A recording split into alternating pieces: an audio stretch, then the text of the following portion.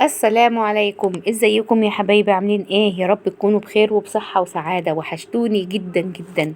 ايه بقى رأيكم؟ هعملها لكم بسكوت تحفة وفي الخلاط، مش هياخد منك اي مجهود، بجد بجد خطير جدا. وهوريكم طريقة لتشكيل البسكوت تحفة، هتعجبكم جدا وبأبسط حاجة عندك.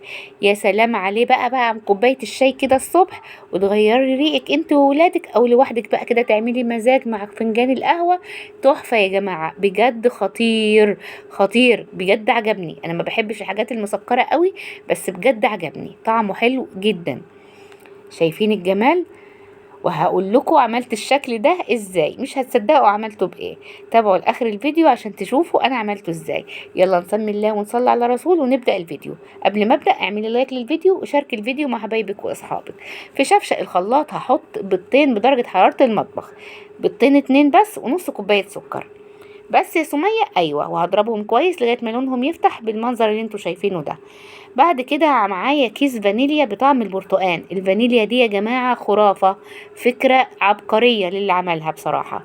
هضيفها على البيض والسكر، وهضيف معاهم كمان رشه ملح، ومعلقه صغيره بيكنج باودر. ما تزودوش البيكنج باودر يا جماعه عشان الرسمه او النقشه بتاعه البسكوت ما تروحش. يبقى رشة ملح ونص ومعلقة صغيرة بيكنج باودر، وهحط كوباية زيت. يبقى بيضتين ونص كوباية سكر، نضربهم كويس، وبعد كده نضيف عليهم كيس فانيليا برتقال، وكوباية زيت، ومعلقة بيكنج باودر صغيرة، ونص معلقة ملح او ربع معلقة ملح. ومعايا هنا في البولة بقى هحط معايا 3 كوبايات دقيق. ممكن نضيفهم بالتدريج، كوبايتين ونص الاول. هضيف على 3 كوبايات دقيق 3 معالق نشا. هشيل من ال3 كوبايات دقيق 3 معالق اركنهم على جنب، وهضيف بدلهم 3 معالق نشا زي ما انتوا شايفين كده، وهقلب النشا مع الدقيق كويس جدا. بعد كده هضيف الخليط السائل بتاعي. شايفين خد لون البرتقان ازاي؟ لو ما عندكيش فانيليا البرتقان دي، حطي كيس فروتي او معلقه تانج المتاح عندك. وهلم العجينه. احنا مش بنعجن البسكوت يا جماعه، احنا بنلمها بس. البسكوت لو اتعجن بينشف زي ما انتوا شايفين كده. هتلم بس لغايه ما يختفي الدقيق ويتماسك معاكي العجينه بتاعتك. شفتي بدأ بيلم على طول ازاي، من غير عجن ولا اي حاجه. وصفه سريعه وبسيطه ومش هتاخد منك اي حاجه. قومي على طول اعمليها وفرحي ولادك بيهم.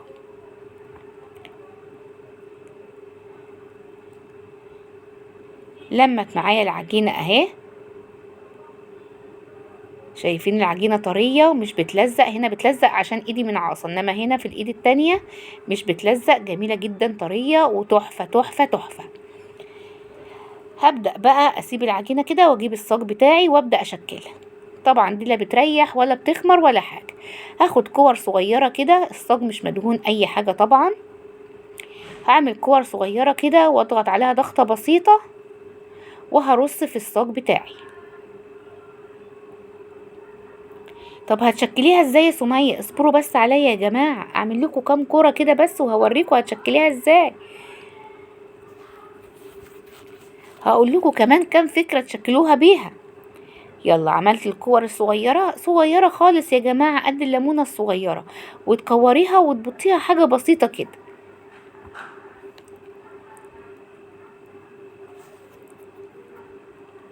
اهي زي ما انتوا شايفين كده. بتبقى سمك تقريبا 1 سنتي اهي. شايفين العجينة؟ ملبن عسل، بسم الله ما شاء الله تبارك الله اهي. هنقطع شوية ونرصهم في الصاج، وهوريكم عملت الشكل بتاعها ازاي.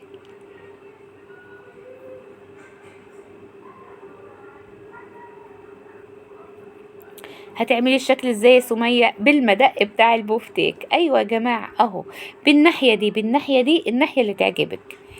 شايفة؟ بتضغطي بس ضغطة بسيطة كده عليها تدي الشكل. وطبعا ادام مش مزودة البيكنج باودر الشكل عمره ما هيروح.